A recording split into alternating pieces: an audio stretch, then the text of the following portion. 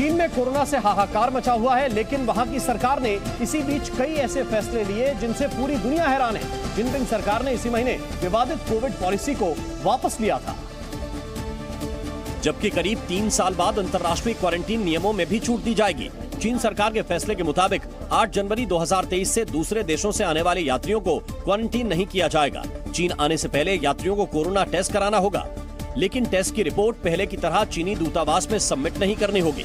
सिर्फ फ्लाइट में बोर्ड करने से पहले टेस्ट रिपोर्ट दिखानी होगी। चीन में 2020 से विदेशी यात्रियों को क्वारंटीन करने का नियम लागू था। इसके तहत बाहर से आने वाले लोगों को 5 दिन के लिए होटल में, जबकि 3 दिन के लिए सेल्फ आइसोलेशन में रखा जाता था। चीन में अभी तक अंतर्राष्ट्रीय यात्री विमानों की संख्या पर नियंत्रण रखने के लिए 5-1 पॉलिसी लागू थी, जिसके मुताबिक हर विदेशी एयरलाइन चीन में सिर्फ एक एयर रूट अपना रही थी और हफ्ते में एक फ्लाइट का संचालन कर रही थी। इसमें भी यात्रियों की संख्या पर नियंत्रण रखा जाता था, लेकिन चीन ने अब इस पॉलिसी को भी खत्म करने का ऐलान कर दिया है। हालांकि अभी भी फ्लाइट यात्रियों को मास्क समेत दूसरे कोरोना नियमों का पालन करना होगा। इतना ही नहीं, चीन ने अपने बॉर्डर खोलने का भी फैसला किया है। चीन में अब सड़क और पानी के रास्ते यात्रियों का आना जाना शुरू हो जाएगा। विदेश से लौटकर काम शुरू करने व्यापारियों और छात्रों को फिर से वीजा दिया जाएगा। हालांकि चीन के नेशनल हेल्थ कमीशन के मुताबिक अब वो कोविड के आंकड़े भी जारी नहीं करेगा। अब कोरोना से जुड़े आंकड़े Chinese centre for disease control and prevention की ओर से जारी किए जाएंगे, क्योंकि Chinese centre for disease control and prevention ही चीन में निचले स्तर पर फैले संक्रमण को रोकने के उपाय करता है। हालांकि इस बीच चीनी प्रशासन ने कोरोना से निपटने के लिए एक नई रणनीति बनाई है, जिसके मुताबिक चीन ने कोरोना को क्लास बी डिजीज की श्रेणी में रखा है। इस श्रेणी में डेंगू जैसे कम गंभीर बीमारियों को रखा जाता है। इतना ही नहीं, चीन में अब कोरोना को निमोनिया नहीं बल्कि संक्रमण कहा जाएगा। राष्ट्रीय स्वास्थ्य आयोग के मुताबिक बीमारी के मौजूदा खतरे को देखकर ये बदलाव किया गया है। दरअसल 2020 से कोरोना को क्लास ए कैटेगरी में रखा गया था। तब कोरोना केस मिलने के बाद सख्त प्रतिबंध लगाए जाते थे। कोरोना पीड़ितों को क्वारंटीन किया जाता था, जांच होती थी, लॉकडाउन भी लगाया जाता था। लेकिन अब कोरोना को बी कैटेगरी में डालने के बाद ऐसा कुछ नहीं होगा। अब सिर्फ कोविड पेशेंट्स का इलाज करने और संक्रमण को रोकने पर फोकस होगा। चीन की सरकार ने भले ही कोरोना प्रतिबंधों में ढील देते हुए नई रणनीति बनाई हो, लेकिन ये रणनीति उसके लिए और भी ज्यादा घातक साबित हो सकती है, क्योंकि कोविड प्रतिबंधों में छूट से नया वेरिएंट कोरोना के म्यूटेशन में मदद कर सकता है।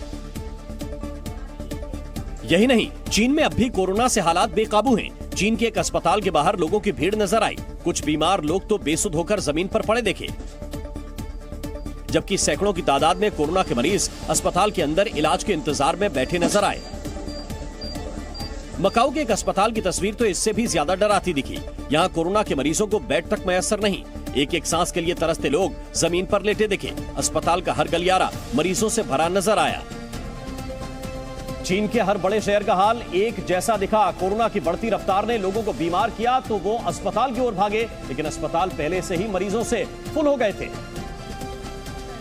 शंघाई जैसे शहर का हाल इसकी तस्दीक करता दिखा, जहां किसी ने एक अस्पताल का वीडियो बनाया जिसमें पूरा अस्पताल कोविड पेशेंट से भरा हुआ दिखा। जिधर नजर घुमाओ उधर बीमार लोग स्ट्रेचर पर पड़े नजर आए, जबकि बीमार लोगों की तीमारदार इलाज के लिए डॉक्टरों का इंतजार करते दिखे। फुजियान के एक नामी अस्पताल में भी जगह की कमी दिखी। यहाँ आईसीयू में मरीजों का इलाज करने के लिए बेड की कमी पड़ गई। लोगों को व्हील चेयर पर बिठाकर डॉक्टर उनका इलाज करते दिखे। चीन की सरकार भले ही कोरोना से जुड़े आंकड़े छिपा रही हो, लेकिन वहां से आ रही तस्वीरें बता रही है कि किस तरह कोविड लाखों लोगों को मौत की नींद सुला चुका है। चोंगकिंग शहर की बेसमेंट पार्किंग में तो गाड़ियों की जगह लाशों का अंबार नजर आया। यहाँ पार्किंग में मौजूद कमरों में शवों के ढेर लगे दिखे। कुछ शव जमीन पर, कुछ छोटे छोटे टेबल के सहारे, कुछ स्ट्रेचर पर तो कुछ शव ठेले पर रखे दिखाई दिए। यही नहीं, पार्किंग के बाहर भी कोरोना से मारे गए लोगों के शव रखे हुए दिखे। शवों की संख्या इतनी अधिक थी कि उन्हें रखने की जगह तक नहीं बची। जानकारी के मुताबिक चोंगकिंग की ये पार्किंग वहां मौजूद शवदाह गृह की है, जहां इतने शव आ रहे हैं कि उनका अंतिम संस्कार करने के लिए 3-3 दिनों का इंतजार करना पड़ रहा है। चीन के शंघाई में भी हालात बेहद खराब हैं। यहाँ भी कोरोना की वजह से लगातार लोगों की मौत हो रही है। कुछ मौतें इलाज के अभाव में हो रही हैं, तो कुछ वायरस के गंभीर रूप की वजह से। लेकिन इसके बावजूद सरकार किसी भी तरह मारे गए लोगों के परिवार वालों को राहत नहीं दे पा रही। शंघाई के वेस्ट बॉक्सिंग रोड पर स्थित फ्यूनरल होम में सैकड़ों की संख्या में लोग लाइन लगाकर खड़े नजर आए। ये लोग अपनों का अंतिम संस्कार कराने के लिए आए थे, लेकिन रजिस्ट्रेशन के चक्कर में फंस गए। कोरोना की वजह से हो रही मौतों की संख्या इतनी ज्यादा है कि शंघाई के इस फ्यूनरल होम का हॉल खचाखच भर गया, जबकि पहले इलाज और फिर अपनों का अंतिम संस्कार कराने के लिए लोगों को लंबा इंतजार करना पड़ रहा है। कर्नाटक से जारी सीमा विवाद को लेकर महाराष्ट्र विधानसभा में प्रस्ताव पेश किया गया और सीमा विवाद को लेकर पेश किए गए प्रस्ताव को महाराष्ट्र विधानसभा में सर्वसम्मति से पास कर लिया गया। विधानसभा में बोलते हुए महाराष्ट्र सरकार ने कहा कि वो कर्नाटक की सीमा में बसे गांव में रहने वाले लोगों के साथ पूरी ताकत के साथ खड़ी है। महाराष्ट्र विधानसभा के शीत सत्र में आज हंगामा देखने को मिला। विधानसभा के बाहर विपक्षी दलों के विधायकों ने पारंपरिक लोकगीत गाकर अनोखा प्रदर्शन किया और सरकार की नीतियों का विरोध जताया। यूपी नगर निकाय चुनाव में ओबीसी आरक्षण पर हाईकोर्ट की लखनऊ बेंच ने बड़ा फैसला सुनाया। हाईकोर्ट ने ओबीसी आरक्षण के बिना ही निकाय चुनाव कराने का आदेश दिया है। कोर्ट के इस आदेश के बाद ओबीसी के लिए आरक्षित सीट जनरल मानी जाएगी। दिल्ली के चांदनी महल इलाके में एक घर की छत गिरने से 2 लोगों की मौत हो गई। हादसे में कई लोग घायल हो गए, जिन्हें तुरंत अस्पताल पहुंचाया गया। ग्रेटर नोएडा की अजनारा ली गार्डन सोसाइटी में तेंदुआ देखे जाने से हड़कंप मच गया। सोसाइटी में तेंदुए को देखे जाने के बाद लोगों से घर के अंदर रहने की अपील की गई है। दिल्ली के सफदरजंग अस्पताल में कोरोना से निपटने की तैयारियों को परखने के लिए मॉक ड्रिल की गई, जिसका मुआयना करने केंद्रीय स्वास्थ्य मंत्री मनसुख मांडविया भी पहुंचे। पूरी दुनिया में कोरोना के बढ़ते मामलों को देखते हुए भारत ने इस महामारी से निपटने की तैयारियां तेज कर दी हैं, जिसके तहत दिल्ली के सफदरजंग अस्पताल में हुई मॉक ड्रिल में खुद स्वास्थ्य मंत्री मनसुख मांडविया शामिल हुए। स्वास्थ्य मंत्री ने ये जायजा लिया कि अस्पताल में कोविड के मामले बढ़े तो मरीजों का इलाज किस तरह किया जाएगा और इसके लिए अस्पताल में जरूरी सुविधाएं उपलब्ध हैं या नहीं। ये वो एरिया है जहां एक मॉक पेशेंट इस वक्त एक महिला बैठी हैं और उनकी जांच किस तरह से की जा रही है इसका जायजा लेते हुए खुद आपको स्वास्थ्य मंत्री नजर आ रहे हैं। इस वक्त वो सफदरजंग अस्पताल के कोविड एरिया में मौजूद हैं, जहां पर अगर ऐसी स्थिति आती है कि मरीजों को भर्ती करना पड़ता है तो किस तरह से उनकी जांच की जाएगी उसका ब्रीफ लेते हुए इस वक्त आपको हेल्थ मिनिस्टर तस्वीरों में नजर आ रहे होंगे।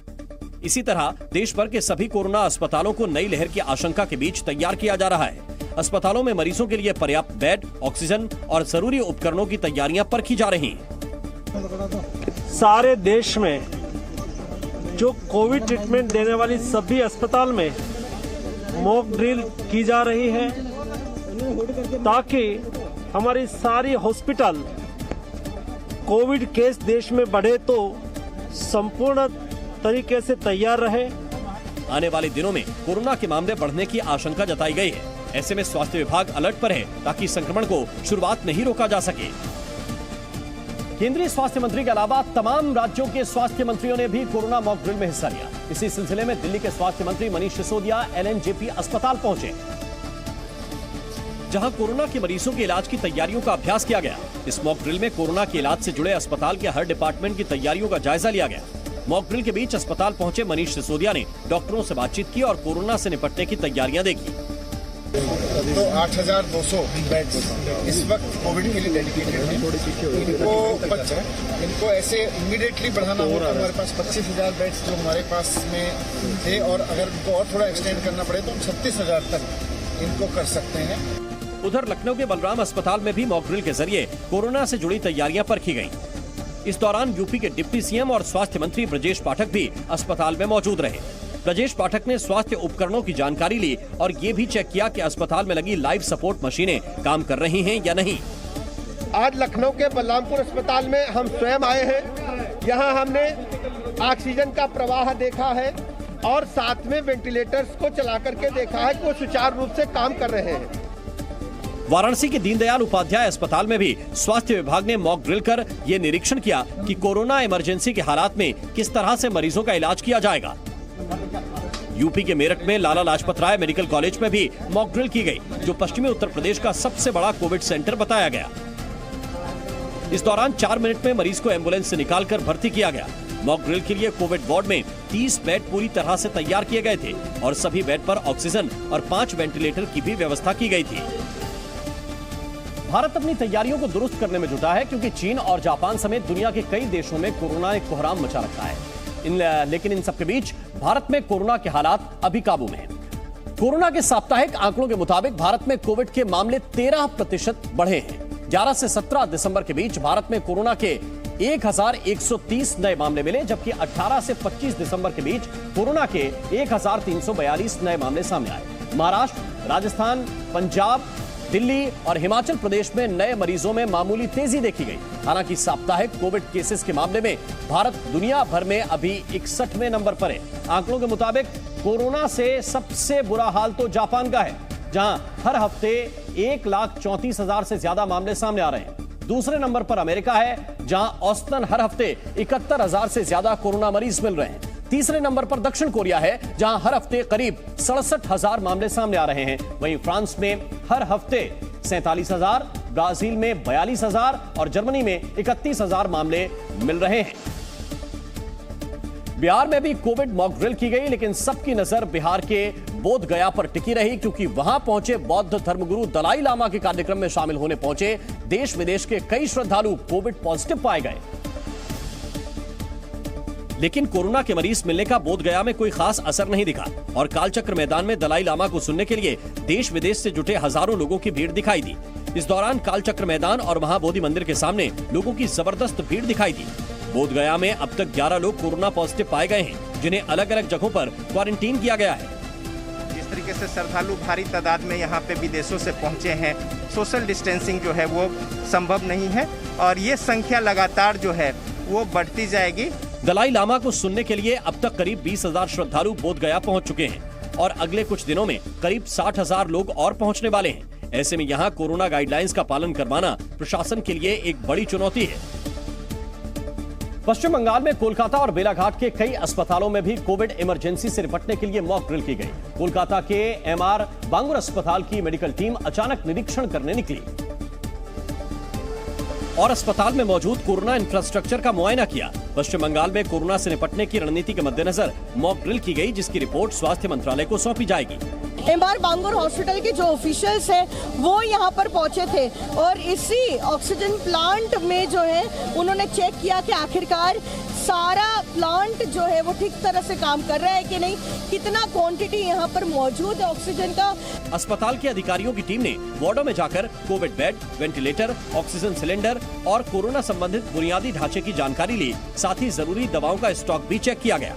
उधर असम के गुवाहाटी में भी मेडिकल कॉलेज में स्वास्थ्य सुविधाओं का मुआयना किया गया, ताकि कोरोना संक्रमण बढ़ने पर किसी भी तरह की लापरवाही न हो और मरीजों को बेहतर इलाज मिल सके। कोविड वार्ड में मरीजों के लिए सभी सुविधाओं से लैस बेड हैं। साथ ही दवाइयों से लेकर वैक्सीन और स्वास्थ्य उपकरण भी मौजूद हैं। पहले कोविड आईसीयू था, 100 बेडेड कोविड आईसीयू था। हम लोग के पास बेड है, वेंटिलेटर है, ऑक्सीजन सप्लाई है और मेनली मैन पावर है जो एक्सपीरियंस है। असम में पिछले 2 महीने से कोरोना संक्रमण का एक भी मामला सामने नहीं आया है, लेकिन खतरे की आशंका के बीच अस्पतालों को पूरी तरह तैयार रखा जा रहा है। मध्य प्रदेश की राजधानी भोपाल में चिकित्सा शिक्षा मंत्री विश्वास सारंग हमीदिया अस्पताल में स्वास्थ्य उपकरणों के बारे में जानकारी लेते नजर आए। स्वास्थ्य मंत्री का यह दौरा कोविड मॉक ड्रिल का ही हिस्सा था, जो केंद्रीय स्वास्थ्य मंत्रालय के निर्देशों के बाद सभी राज्यों में कोरोना से निपटने की तैयारियां देखने के लिए की गई थी। भोपाल के हमीदिया अस्पताल पहुंचे मध्य प्रदेश के मंत्री विश्वास सारंग ने ऑक्सीजन प्लांट, आइसोलेशन वार्ड और दवाओं के बारे में जानकारी ली। चिकित्सा शिक्षा मंत्री ने कहा कि प्रदेश के अस्पतालों में 43,000 बेड तैयार हैं। देखिए, सभी व्यवस्थाएं चुस्त दुरुस्त हैं। ऑक्सीजन जनरेशन से लेकर ऑक्सीजन स्टोरेज, आईसीयू बिस्तर, पीकू बिस्तर, दवाइयों का प्रोक्योरमेंट, सबकी व्यवस्थाएं चुस्त दुरुस्त हैं। झारखंड के अस्पतालों में मॉक ड्रिल के बाद वहां के स्वास्थ्य मंत्री बन्ना गुप्ता ने दावा किया कि राज्य कोरोना संक्रमण से निपटने के लिए पूरी तरह तैयार है। हमारे यहाँ 19,335 बेड सुरक्षित हैं, जिसमें करीब 11,356 बेड ऐसे हैं जो सीधे ऑक्सीजन से जुड़े हैं। वहीं हैदराबाद के गांधी अस्पताल में भी स्वास्थ्य अधिकारियों की टीम ये देखने पहुंची कि कोरोना इमरजेंसी से लड़ने के लिए अस्पताल में पर्याप्त सुविधाएं और उपकरण हैं या नहीं। देश में कोरोना के मामले कंट्रोल में हैं, लेकिन आने वाले समय में कोरोना की पहली और दूसरी लहर जैसे हालात न बने, इसके लिए देश भर में ये मॉक ड्रिल आयोजित की गई, जिनकी रिपोर्ट स्वास्थ्य मंत्रालय को दी जाएगी। कोरोना महामारी से लड़ाई के लिए भारत को एक और हथियार मिल गया है। केंद्र सरकार ने नाक के रास्ते से दी जाने वाली वैक्सीन के रेट तय कर दिए हैं। भारत बायोटेक की नेजल वैक्सीन की एक डोज निजी अस्पतालों में 800 रुपए में लगवाई जा सकेगी। वहीं सरकारी अस्पतालों और वैक्सीनेशन सेंटर्स पर यह वैक्सीन 325 रुपए में लगवाई जा सकेगी। डोज के तौर पर नाक के दोनों छेदों में वैक्सीन की 4-4 बूंदें डाली जाएंगी। रेट और डोज तय होने के बाद ये नेजल वैक्सीन अब कोविन प्लेटफॉर्म पर भी उपलब्ध हो जाएगी। बताया जा रहा है कि जनवरी के चौथे हफ्ते से नेजल वैक्सीन का इस्तेमाल शुरू हो जाएगा। ये वैक्सीन 18 साल से ज्यादा उम्र के लोगों को ही लगाई जाएगी और पहले से वैक्सीन लगवा चुके लोग इसे बूस्टर डोज के तौर पर लगवा सकेंगे।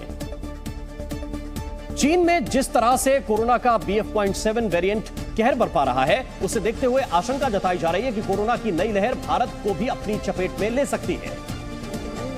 इसीलिए सरकार हर स्तर पर तैयारियों और बचाव में जुटी हुई है। एयरपोर्ट पर रैंडम टेस्टिंग में कोरोना पॉजिटिव पाए गए 4 विदेशी नागरिकों को RML अस्पताल में भर्ती करवाया गया है और उनके सैंपल भी जीनोम सीक्वेंसिंग के लिए भेजे जा चुके हैं। जीनोम सीक्वेंसिंग के नतीजे आने के बाद ही ये पता चल सकेगा कि देश में कोरोना का कोई नया वेरिएंट तो नहीं है। बोधगया में अब तक 11 विदेशी नागरिक कोरोना पॉजिटिव पाए गए हैं, जिन्हें वहीं अलग अलग जगहों पर क्वारंटीन किया गया है। केंद्रीय स्वास्थ्य मंत्रालय के मुताबिक देश में कोरोना के हालात काबू में हैं। पिछले 24 घंटे में कोरोना के 157 नए मामले आए हैं। इसी के साथ देश में कोरोना की कुल मरीजों की संख्या 3,421 पहुंच गई है। कोरोना के बढ़ते खतरे को देखते हुए IMA यानी इंडियन मेडिकल एसोसिएशन ने लोगों से एहतियात बरतने की अपील की है। IMA ने सलाह दी है कि सार्वजनिक जगहों, बंद सभाओं और भीड़ भाड़ वाली जगहों पर मास्क पहने, सोशल डिस्टेंसिंग का पालन करें, हाथ धोते रहें, कोविड वैक्सीन की डोज समय पर लें और जल्द से जल्द बूस्टर डोज भी लगवाएं। समय समय पर जारी सरकारी एडवाइजरी का पालन करें। कोरोना को लेकर अफवाहों से घबराएं नहीं।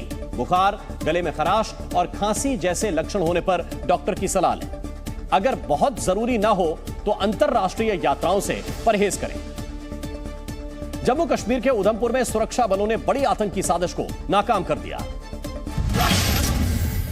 उधमपुर के बसंतगढ़ इलाके में कल आईडी बरामद हुई थी, जिसे आज पुलिस के जवानों ने नष्ट कर दिया। छत्तीसगढ़ में नक्सलवाद के खिलाफ आवाज बुलंद हो गई है। नक्सलियों के गढ़ कहे जाने वाले गोलपल्ली में गांव वालों ने नक्सलियों के खिलाफ नारेबाजी की और नक्सलियों से आदिवासियों की हत्या न करने की मांग की। यूपी के कौशाम्बी में सेल्फी लेने का जुनून युवक पर भारी पड़ गया। हाई वोल्टेज करंट की चपेट में आने से युवक के शरीर में आग लग गई और वो जलने लगा। कोरोना के बढ़ते खतरे के बीच हरिद्वार में अलर्ट जारी किया गया। संतों और हरिद्वार प्रशासन ने यहां आने वाले श्रद्धालुओं से मास्क पहनने की अपील की है। मेघालय के उमरोई में भारत और कजाकिस्तान की सेना ने संयुक्त सैन्य अभ्यास किया। इस युद्धाभ्यास में पहाड़ों और जंगलों में युद्ध लड़ने की प्रैक्टिस की गई। ये सैन्य अभ्यास 28 दिसंबर तक चलेगा।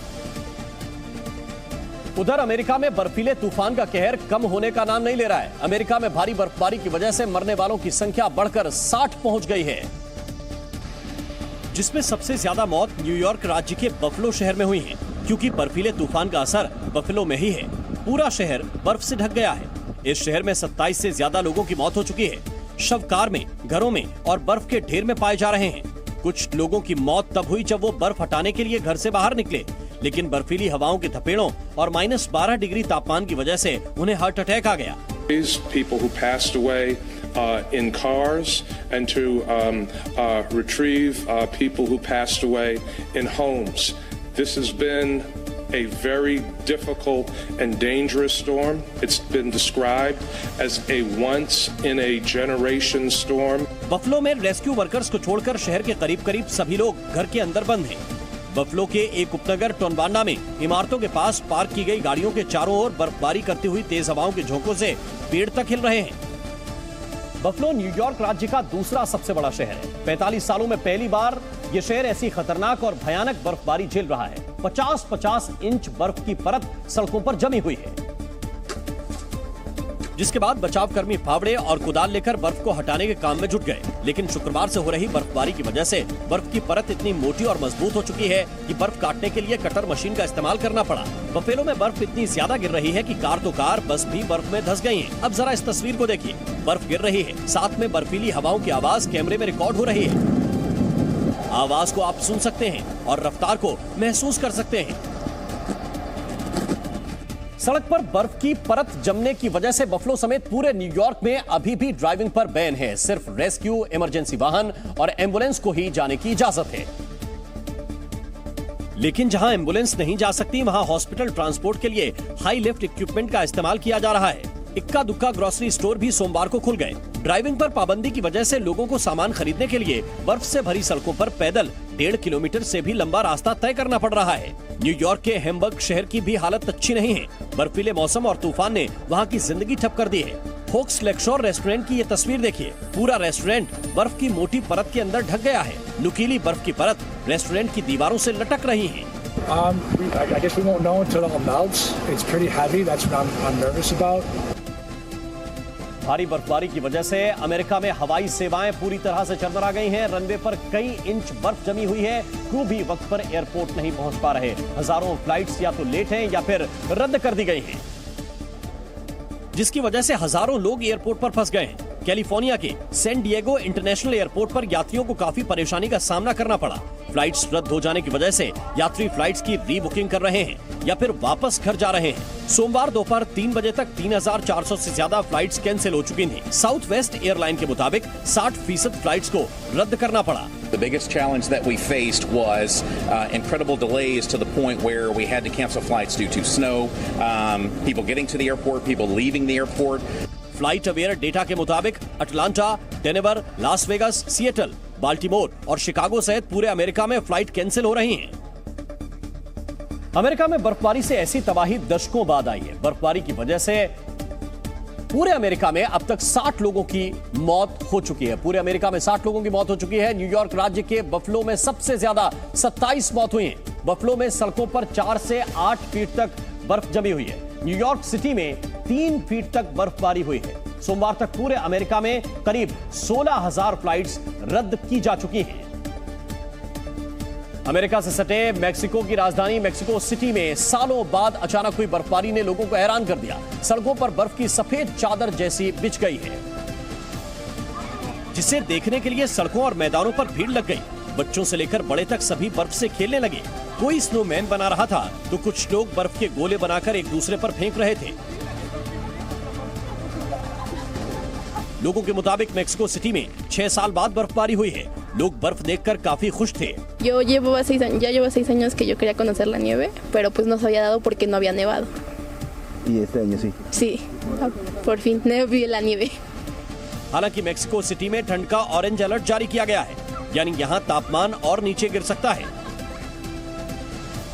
ऑस्ट्रिया में एवलांच का हैरान करने वाला वीडियो सामने आया। बर्फ पर कुछ लोग स्कीइंग कर रहे थे, तभी बर्फ का रेला पहाड़ के ऊपर से गिरने लगा, जिसके बाद वहां चीख पुकार मच गई।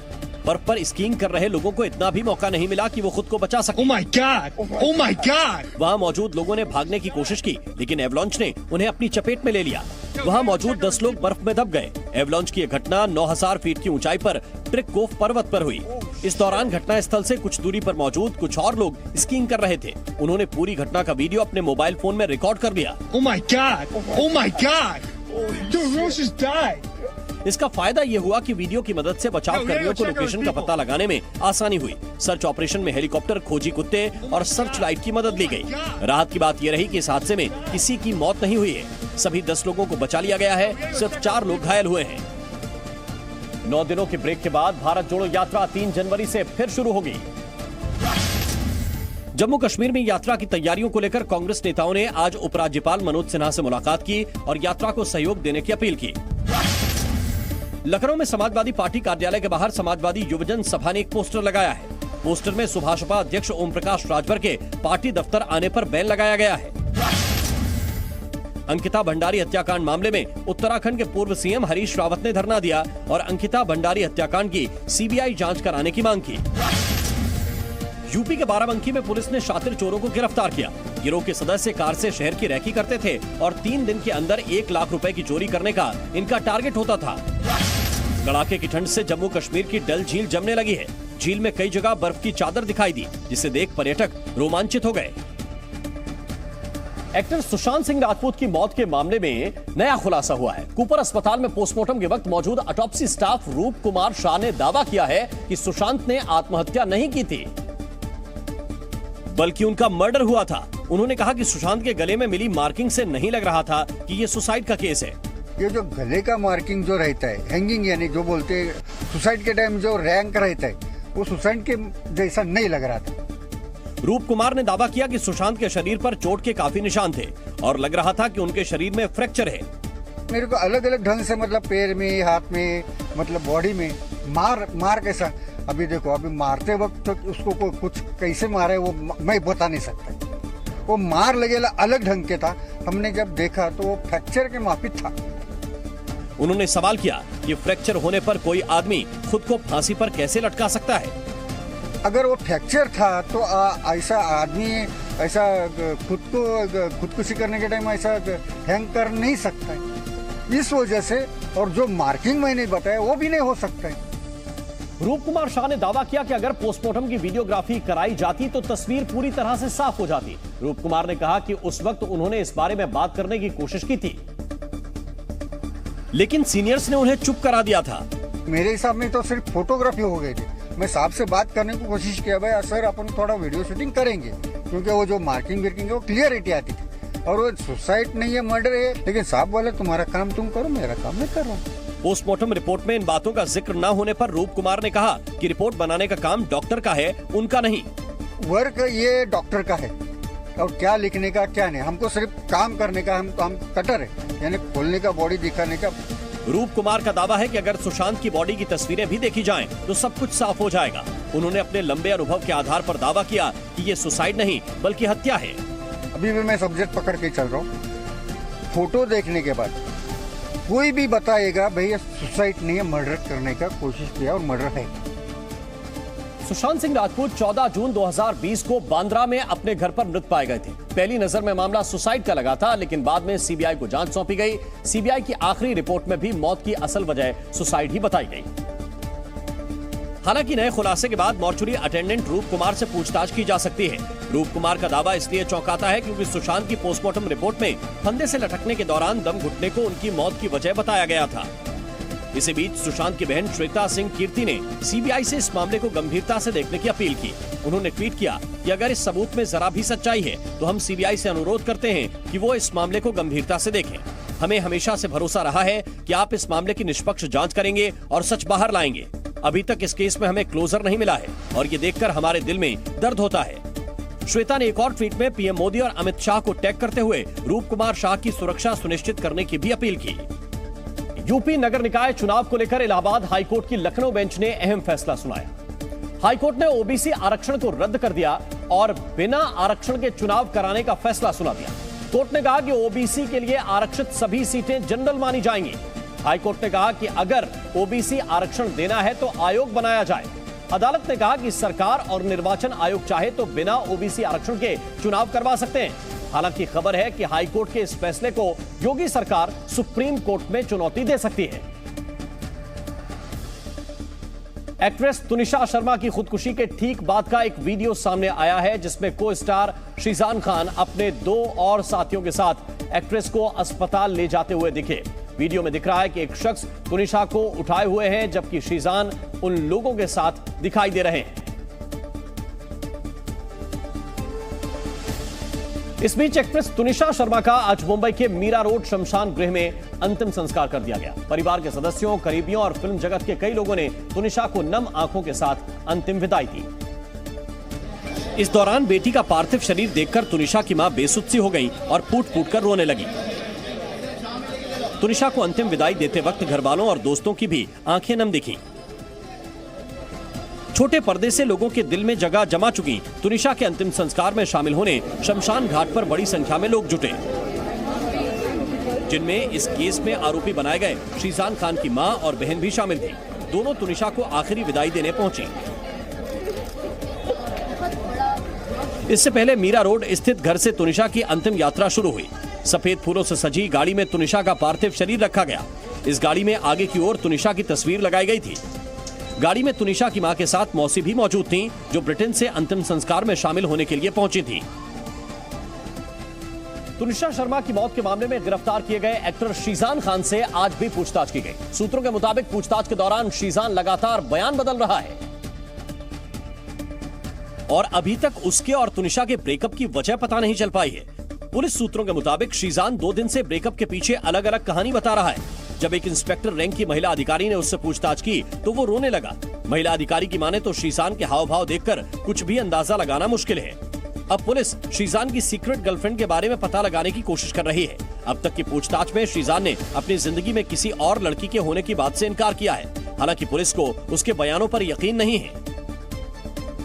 इस बीच मुंबई पुलिस ने क्राइम सीन यानी सीरियल अली बाबा के सेट के मेकअप रूम की वीडियोग्राफी करवाई है, जहां तुनिशा ने आत्महत्या की थी, ताकि सबूतों से छेड़छाड़ न की जा सके। इसके अलावा श्रीसान का भी वीडियो स्टेटमेंट रिकॉर्ड किया जा रहा है, ताकि वो अपने बयानों से मुकर न सके।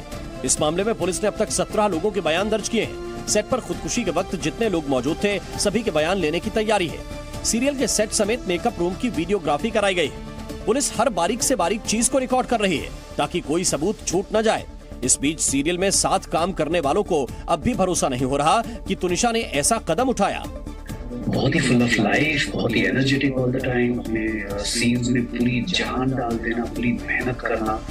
सो जब उसका मुझे समाचार मिला कि ऐसा हुआ है, तो लाइक आई सेड, मुझे समझ ही नहीं आ रहा था, मेरा दिमाग प्रोसेस ही नहीं कर रहा था कि how and why did she takes such a step. Salman Khan आज अपना 57वां बर्थडे सेलिब्रेट कर रहे हैं। इस मौके पर आज उनके फैंस उनके घर के बाहर उन्हें बधाई देने पहुंचे। इस मौके पर सलमान ने फैंस को निराश नहीं किया और बालकनी में आकर सलमान ने फैंस की बधाई को स्वीकार किया। फैंस का भारी हुजूम उनके घर के बाहर मौजूद था, जिनको हटाने के लिए पुलिस को भी काफी मशक्कत करनी पड़ी। तस्वीरें बता रही है कि सलमान खान 57 साल के हैं, लेकिन उनके जो फैंस हैं वो अभी भी उनको 27 का मानते हैं। और किस तरह से उनके 57वें जन्मदिन पर उनको बधाई देने के लिए फैंस का हुजूम उमड़ा और सलमान भी बालकनी में आए और लोगों की बधाई को स्वीकार किया। उत्तराखंड में बिजली महंगी हो सकती है। यूपीसीएल ने प्रदेश में बिजली दरें बढ़ाने का प्रस्ताव विद्युत नियामक आयोग को भेजा है, जिस पर नियामक आयोग जल्दी फैसला लेगा। आशंका जताई जा रही है कि इस बार बिजली की दरों में बेतहाशा बढ़ोतरी होगी। नए साल के आगमन में अभी कुछ दिन बाकी हैं, लेकिन मथुरा में अभी से भक्तों की भीड़ बढ़ने लगी है। देश भर के अलग अलग शहरों से लोग श्री कृष्ण भगवान के दर्शन को पहुंच रहे हैं। ठंड और कोहरे ने ट्रेनों की रफ्तार पर ब्रेक लगा दिया है।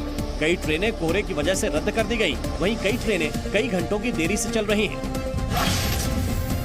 केंद्रीय गृह मंत्रालय ने यूपी सरकार की सिफारिशों के बाद उत्तर प्रदेश के 2 इलाकों के नाम बदलने पर अपनी सहमति दे दी है। गोरखपुर के मुंडेरा बाजार का नाम बदलकर चौरी चौरा कर दिया गया। वहीं देवरिया जिले के तेलिया अफगान गांव का नाम बदलकर तेलिया शुक्ला कर दिया गया है।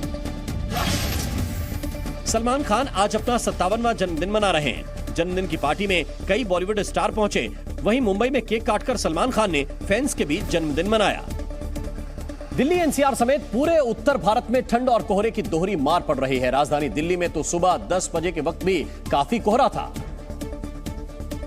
कि लोगों को गाड़ियों की हेडलाइट और पार्किंग लाइट जलाकर ड्राइविंग करनी पड़ी। दिल्ली के सिग्नेचर ब्रिज, बारापुला रोड और डीएनडी पर घने कोहरे की वजह से अंधेरा छाया रहा। आप तस्वीरें देख सकते हैं कि किस तरीके से सुबह का 8:45 बजने जा रहा है और यहाँ पर जो वाहन है, अधिकांश वाहन है, वो या तो बीम लाइट ऑन करके या पार्किंग लाइट ऑन करके चल रहे हैं। घने कोहरे की वजह से दिल्ली एयरपोर्ट पर लो विजिबिलिटी प्रोसीजर्स लागू हैं। फिलहाल सभी उड़ानें सामान्य हैं, लेकिन कई फ्लाइट्स देरी से उड़ान भर रही हैं। विजिबिलिटी यहाँ पर आज जो सुबह दर्ज की गई वो 50 मीटर की है, जिसकी वजह से बहुत सारी जो फ्लाइट्स हैं वो डिलेड है।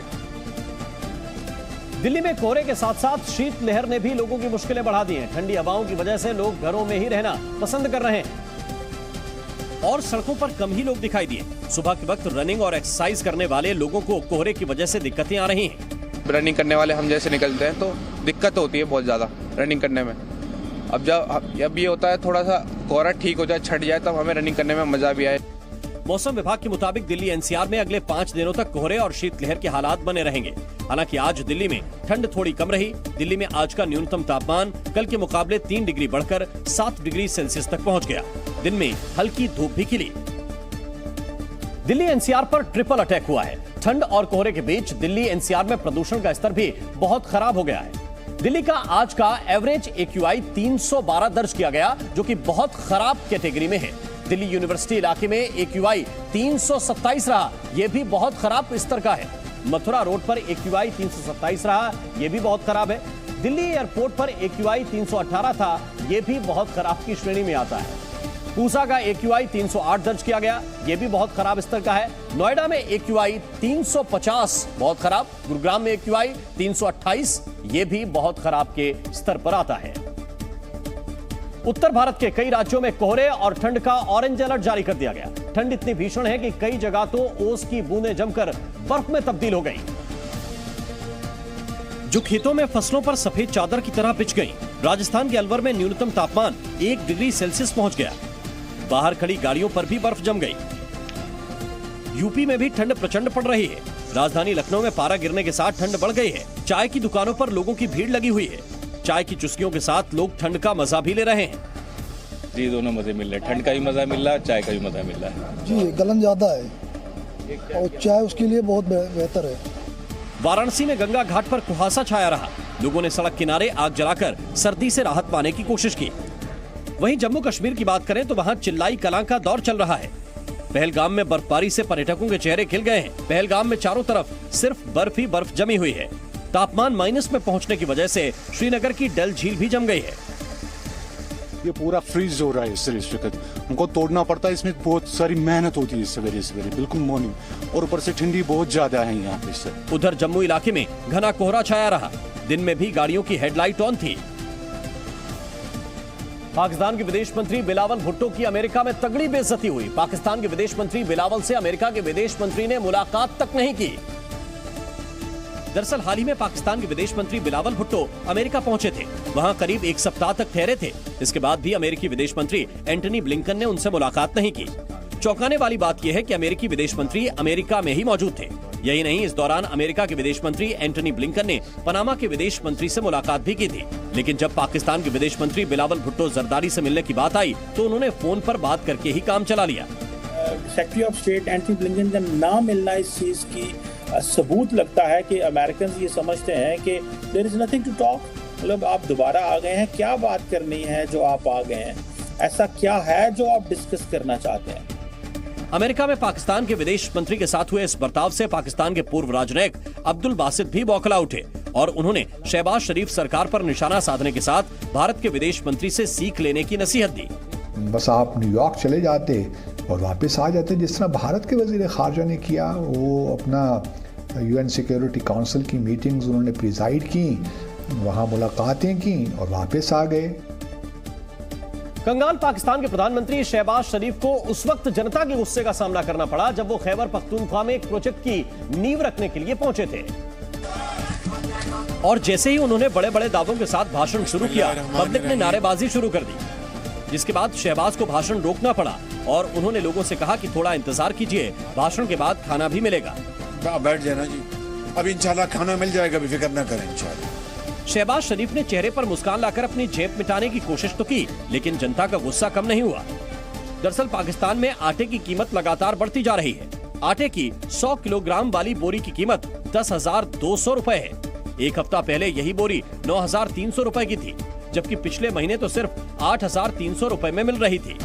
जो गंदुम नाकिस गंदुम है, जो खाने में इस्तेमाल नहीं हो सकती, वो उनको कोटे में मजबूर किया जा रहा है कि ये कोटे में उठाएं। मेरा ख्याल है कि नॉर्मल आटा 150 रुपए और चक्की का 160 रुपए हो जाएगा। जी, आपने सुन ली सारी सूरत हाल। देखिए कि इस कदर खराब सूरत हाल है कि आटे के सौदे नहीं हो रहे। जुड़िया बाजार से मिल मालकान आटा जो है वो दे नहीं रहे, सिर्फ इस वजह से कि आटे की कीमत जो है वो बेकाबू हो चुकी है। पाकिस्तान की राजधानी इस्लामाबाद में बड़ा आतंकी हमला हो सकता है और इसकी आशंका अमेरिका समेत 4 बड़े देशों ने जाहिर की है। अमेरिका के बाद ब्रिटेन, सऊदी अरब और ऑस्ट्रेलिया ने इस्लामाबाद में आतंकी हमले की आशंका जताई है। इन चारों देशों ने अपने नागरिकों के लिए सिक्योरिटी अलर्ट भी जारी किया है। इन देशों ने अपने नागरिकों से अपील की है कि वो इस्लामाबाद ना जाएं और जो लोग इस्लामाबाद में मौजूद हैं वो पूरी सावधानी बरतें। अमेरिकी दूतावास ने तो अपने नागरिकों से इस्लामाबाद के होटल मैरियट को खाली करने के लिए भी कहा है। हालांकि इन देशों ने आतंकी हमले की धमकी या उससे जुड़ी कोई भी जानकारी स्पष्ट नहीं की है। इस्लामाबाद के अलावा खैबर पख्तूनख्वा और कज़ई, स्वात और डेरा इस्माइल खान समेत दर्जन भर जगहों को खतरनाक बताया गया है। बीते शुक्रवार को इस्लामाबाद में एक कार के जरिए फिदायीन हमला हुआ था, जिसमें एक पुलिसकर्मी मारा गया था। आपको बता दें कि साल 2008 में इस्लामाबाद के मैरियट होटल पर आतंकी हमला हुआ था, जिसमें 63 लोग मारे गए थे। चीन से मुकाबले के लिए ताइवान ने बड़ी तैयारी की है। ताइवान में सैन्य सेवा को 4 महीने से बढ़ाकर 1 साल कर दिया गया है, जिसकी घोषणा ताइवान के राष्ट्रपति त्साई इंग वेन ने की। दक्षिण कोरिया की आर्मी उत्तर कोरिया के ड्रोन को मार गिराने में नाकाम रही। इसके बाद अब दक्षिण कोरिया की सेना ने अपनी गलती के लिए माफी मांगी है। ऑस्ट्रेलिया में नए साल के जश्न की तैयारी शुरू कर दी गई है। सिडनी के हार्बर ब्रिज पर इस बार भारी भीड़ जुटने का अनुमान है। हालांकि कोरोना को देखते हुए इस बार सावधानी भी बरती जा रही है। जापान की राजधानी टोक्यो में एक केमिकल प्लांट में आग लग गई। आग इतनी भयंकर थी कि आग की लपटों ने आसपास की कई बिल्डिंगों को अपनी चपेट में ले लिया।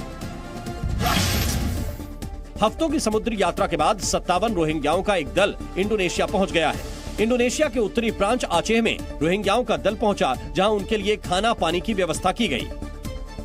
कांग्रेस नेता और पूर्व केंद्रीय मंत्री सलमान खुर्शीद अपने एक बयान की वजह से चर्चा में हैं। दरअसल उन्होंने राहुल गांधी की तुलना भगवान श्री राम से कर दी और कांग्रेसियों की तुलना भरत से। सलमान खुर्शीद भारत जोड़ो यात्रा को लेकर मुरादाबाद में एक प्रेस कॉन्फ्रेंस कर रहे थे। इस दौरान उन्होंने जो कुछ कहा उससे सियासी बखेड़ा खड़ा हो गया। हमेशा भगवान राम नहीं पहुंच पाते हैं तो खड़ाव लेकर चलना पड़ता है। तो भरत उनकी खड़ाव लेकर चलते हैं, तो खड़ाव लेकर हम उत्तर प्रदेश में चले हैं। उत्तर प्रदेश में खड़ाव पहुंच गई है तो राम जी भी पहुंचेंगे, ये हमारा विश्वास है। इस दौरान खुर्शीद ने कड़ाके की ठंड में टी-शर्ट पहनकर चलने वाले राहुल गांधी को योगी और तपस्वी भी बता दिया। एक नौजवान व्यक्ति ये कहता है कि मैं अब तपस्या करूंगा, मैं 3000 किलोमीटर चलूंगा और तपस्या करूंगा कि ये देश टूट ना पाए, ये देश खंडित ना हो, हम सब एक रहें। सलमान खुर्शीद का बयान सामने आते ही बीजेपी आग बबूला हो गई। बीजेपी नेताओं ने खुर्शीद के बयान को चाटुकारिता करार दिया और कहा कि नर की नारायण से तुलना स्वीकार नहीं की जा सकती। चाटुकारिता की पराकाष्ठा है, लेकिन इस चाटुकारिता से आप दूसरों को आहत कर रहे हैं। बीजेपी प्रवक्ता गौरव भाटिया ने कहा कि भगवान राम को काल्पनिक बताने वाली कांग्रेस आज वोट के लिए ओछी राजनीति कर रही है। भगवान से तुलना करना, किसी के इष्ट से एक व्यक्ति की तुलना करना अपने आप में एक दुस्साहस है और जनता इनको जरूर सबक सिखाएगी। इस दौरान उन्होंने राहुल को ढोंगी हिंदू भी बता दिया। ढोंगी हिंदू कहना, ढकोसला कहना राहुल गांधी की राजनीति के लिए गलत नहीं है। जब चुनाव आते हैं तो वो ढोंगी हिंदू बन जाते हैं। कांग्रेस नेता सलमान खुर्शीद के बयान पर अयोध्या के संतों और विश्व हिंदू परिषद ने भी कड़ा ऐतराज जताया। संतों ने कहा कि राहुल की तुलना भगवान राम से करना स्वीकार नहीं किया जा सकता और ये सनातन धर्म का अपमान है। राम और भरत के जो भक्त हैं, उपासक हैं, उनका अपमान है, सनातन धर्म का अपमान है। वहीं तपस्वी छावनी के परमहंस आचार्य ने कहा कि कांग्रेस को जनता ने नकार दिया है, इसलिए वो भगवान राम का नाम जप रही है। इनको पता लग गया है कि जनता इनको नकार चुकी है। जब तक ये प्रभु श्री राम के शरण में नहीं जाएंगे तब तक इनकी दाल गलने वाली नहीं है। वहीं विश्व हिंदू परिषद ने कांग्रेस को ऐसी हरकतों से बाज आने की सलाह दी। शर्म आनी चाहिए इनको। भगवान राम की खड़ाओं की तुलना रामद्रोही से कर रहे हो आप। रूस की ओर से जारी हमलों को देखते हुए अब यूक्रेन ने भी आक्रामक रुख अख्तियार कर दिया है। अमेरिका और पश्चिमी देशों से मिल रहे हथियारों और आर्थिक मदद से यूक्रेन रूस को मजा चखाने की तैयारी कर रहा है और उसने इसका प्रदर्शन सबसे पहले बाखमुत में किया, जिस पर रूस कब्जे की कोशिश में लगा है। बाखमुत में यूक्रेन की आर्टिलरी रेजिमेंट ने रूसी ठिकानों को टारगेट कर गोले बरसाए। रूसी टैंकों और होवित्जर तोपों ने जमकर आग उगली, जबकि यूक्रेन के राष्ट्रपति ने इन हमलों को जायज ठहराते हुए कहा कि रूस ने बाखमुत सहित डोनबास पर कब्जे की कोशिश की है, लिहाजा उसे रोकना जरूरी है। Бахмут, Креміна та інші напрямки на Донбасі, які потребують зараз максимуму сил і концентрації. Ситуація там важка, болісна. Окупанти витрачають усі доступні їм ресурси, а це... यही नहीं, देश के नाम संबोधन में ज़ेलेंस्की ने पीएम मोदी से हुई बातचीत के बारे में भी बताया और उनकी तारीफ की। Ще одне. Сьогодні говорив з прем'єр-міністром Індії. В наступному році саме Індія головуватиме у Великій Двадцятці. Побажав пану Моді плідного головування, причому плідного не для когось окремо, а для усіх у світі. हालांकि इसी बीच यूक्रेन ने बेलारूस की ओर से संभावित रूसी हमलों को नाकाम करने और उससे निपटने की तैयारियों को भी अमली जामा पहनाना शुरू कर दिया और बेलारूस से लगती सीमा को सुरक्षित करने के साथ बॉर्डर पर जंग की प्रैक्टिस शुरू कर दी। भारी बर्फबारी और कड़ाके की ठंड के बीच यूक्रेन के सैनिकों ने बेलारूस से लगती सीमा के पास युद्धाभ्यास किया। यूक्रेनी सैनिक पुल बनाकर नदी पार करने के साथ दुश्मन पर हमले की तैयारियों को परखते नजर आए, जबकि यूक्रेन की सेना ने फायर ड्रिल को भी अंजाम दिया। इस दौरान सैनिक दुश्मन पर निशाना साधकर गोलीबारी करते नजर आए। पराठे तो आप अक्सर खाते होंगे, लेकिन क्या आप पराठे का अंग्रेजी में नाम जानते हैं? क्या बताओ, पराठे को इंग्लिश में क्या बोलते हैं? अगर आपसे पराठे का अंग्रेजी में नाम पूछा जाए तो अच्छों की हालत खराब हो जाएगी। वीडियो में कुछ ऐसा ही देखने को मिल रहा है। यहाँ एक छोटी बच्ची अपनी बहन को ब्रिटिश टोन में पराठे की अंग्रेजी सिखाती दिख रही है। इंग्लिश में बोलते हैं पराठा। क्या बोलते हैं? पराठा। नॉनवेज खाना तो हर किसी को पसंद है, लेकिन चिकन के लिए इस शख्स की दीवानगी देखिए। जैसे ही एक मुर्गी पोल्ट्री फार्म की गाड़ी से सड़क पर गिरती है, ये शख्स तुरंत कार से उतरता है और मौके का फायदा उठाकर मुर्गी को अपने साथ ले जाता है। फुटबॉल के स्टार खिलाड़ी मेसी का ये डॉग भी बड़ा फैन है। तभी तो डॉग ने मेसी के नाम की जर्सी पहनकर ऐसी किक लगाई कि वीडियो देखकर लोग हैरान हो गए। सोशल मीडिया पर कई बार ऐसे वीडियो सामने आते हैं जिन्हें देखकर समझ नहीं आता कि इस वीडियो को देखकर दुखी होया जाए या खुश होया जाए। अब इस लड़के को ही देख लीजिए। वैसे तो ये सैलून में बाल काटने आया है, लेकिन वहाँ बज रहे गाने को सुनकर ये अचानक रोने लगता है।